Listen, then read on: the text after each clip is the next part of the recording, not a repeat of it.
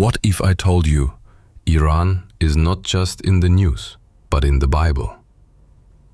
That long before nuclear talks, sanctions, and conflict, God had already written Iran's destiny into prophecy. Today, we reveal the biblical destiny of Iran, once known as ancient Persia, a nation chosen by God in surprising ways, and a key player in the end-time events unfolding right before our eyes. The story begins in Genesis 10, where the descendants of Japheth and Shem settled regions that would later become Persia. But Persia's major role begins to shine in the book of Daniel, when a young Jewish prophet stood in the courts of mighty kings. In Isaiah 45, God names a Persian king by name, Cyrus, 150 years before he's born. Cyrus was not Jewish, he was a pagan king, but God called him my shepherd. Why?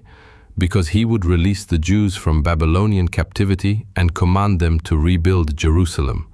Persia became God's instrument of restoration. Imagine that, a modern-day Islamic nation, once used by the God of Israel to fulfill prophecy. In Daniel 8, the ram with two horns represents the kings of Media and Persia. This wasn't just history, it was vision, prophetic insight into a future that would shape both empires and eternal destinies. But Persia's role didn't end there. In Matthew 2, wise men, likely from the Persian Empire, follow a star to Bethlehem. Persia was present at the birth of the Messiah.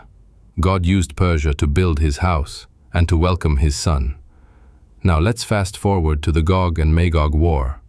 In Ezekiel 38, a coalition of nations rises against Israel. One of the main allies of Gog, Persia. Today, Iran stands as a vocal adversary of Israel. Are we watching the Bible come alive in the news? But here's the twist. The Bible doesn't end Persia's story in judgment. In the book of Jeremiah 49 and Isaiah 60, we see hints of a future redemption for Elam, modern-day Iran, a return to the Lord, a revival. Imagine that, one of today's most controversial nations, redeemed by the Spirit of God. Are we living in the time of prophecy? Is this the generation that will witness the fulfillment of Revelation? Batoksi Lydia Lokosareya. Tell us what you think in the comments. Share this video with someone who needs to know what the Bible truly says. Pray for Iran, pray for Israel, pray for peace.